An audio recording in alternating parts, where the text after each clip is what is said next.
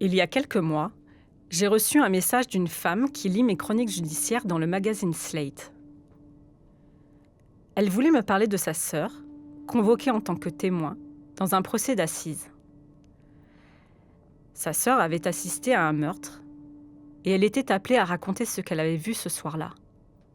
Elle était très stressée par ce qui l'attendait. Quoi de plus normal? La peur des représailles, de revivre un événement traumatisant, cela peut empêcher de dormir confortablement la nuit. Je cherchais les bons mots pour assurer cette jeune femme quand soudain j'ai pensé « Mais il n'y a pas que les témoins qui déposent à la barre qui stressent lors d'un procès d'assises. Il s'agit d'un moment angoissant pour tout le monde. Les commissaires de police, les lieutenants de gendarmerie qui doivent expliquer, raconter leur enquête, convaincre de la minutie de leur travail. Les avocats aussi.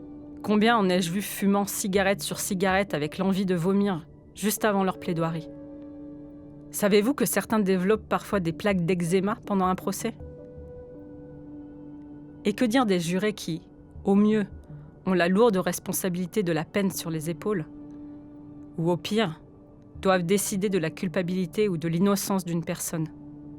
Et croyez-le ou non, même les présidents de cour d'assises, derrière leurs apparats, peuvent être angoissés. Procès, crimes et faits divers. Fenêtre sur cour, les chroniques judiciaires d'Élise Costa.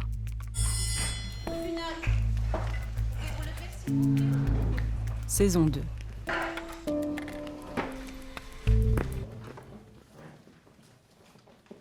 Un jour, j'assiste à un procès étrange où la cloche de l'église s'est mise à retentir au moment de l'appel des jurés. Cela rendait les choses très solennelles. C'était sans compter le président, très pince sans rire, qui multipliait les traits d'esprit. Le plus étrange de ce procès, c'était lui. Dès le départ, il est rappelé qu'un des accusés s'est suicidé en détention, avant le procès. Le président dit « Bon, ce qui explique que ce monsieur ne sera pas là cette semaine, ni la semaine suivante. » Une après-midi, un témoin dit, à propos d'un autre accusé quant à lui bien présent, « Je regrette la tournure qu'a prise sa vie. » Et le président de ponctuer, « Bah, moi aussi, ça m'aurait fait des vacances. » À la fin des suspensions d'audience, il entre dans la salle dans un nuage de fumée, celui de sa cigarette électronique. Après la pause déjeuner, il veut interroger un des accusés. Il s'exclame. « Vous en pensez quoi, monsieur ?» L'accusé sursaute. Le président plaisante. « Ah, bah, monsieur n'est plus avec nous. Il est en train de s'endormir. » Tout le monde lève les yeux au ciel. Quelqu'un à côté de moi soupire. C'est toujours comme ça avec lui. Il désacralise le truc. Mais le président s'en fiche. Vous pensez qu'un président aussi flegmatique ne peut pas stresser? Et pourtant.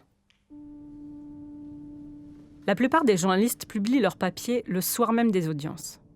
Et il ne faut pas croire, les acteurs de la justice lisent aussi la presse. Un mardi matin, l'un des accusés parle de son compagnon d'infortune qui s'est suicidé en prison. Il dit au président « Vous savez, en prison, vous avez deux choix, sortir debout ou sortir les deux pieds devant. Il ne voyait plus la sortie, pas envie de finir comme un légume, et je lui donne pas tort. Mon cœur, le morceau qu'il me reste, pense toujours à lui. » Le président écarquille alors un peu les yeux et répond quelque chose comme « Ah, je pensais que les gars comme vous, en fait, je découvre que la part de l'humain est importante pour vous. Vous êtes capable d'humanité. » À ce moment-là, l'avocat général me sourit et je lis sur ses lèvres « C'est pour les journalistes, ça, notez !» En fait, j'appris plus tard qu'un journaliste local avait épinglé le président du procès dans un article. Il avait sous-entendu qu'il manquait d'humanité. Je ne sais plus quelle était la phrase exacte, mais en tout cas, c'est comme ça que le président de la cour l'avait comprise. Et puis, le journaliste local était parti sur d'autres affaires. À la fin du procès, le président vient me voir et me demande si je connais le journaliste. Je réponds que oui. Et là, il me dit, avec candeur, je dois admettre, Mais pourquoi il écrit ça? Il ne me connaît même pas. Puis il m'explique, en tirant sur sa cigarette électronique. J'habite un petit village perdu dans la campagne. Tout le monde me connaît là-bas. Et je suis quelqu'un pour eux. Le buraliste est un copain, alors quand il m'a dit que j'étais dans le journal du dimanche, vous vous rendez compte? Dire que je ne suis pas humain. Il n'est pas en colère, ni aigri, quand il me dit ça. Il semble juste sincèrement blessé, à titre personnel. Il ajoute: qu'on me critique sur mon humour, bon, je m'en fiche, j'assume complètement ça.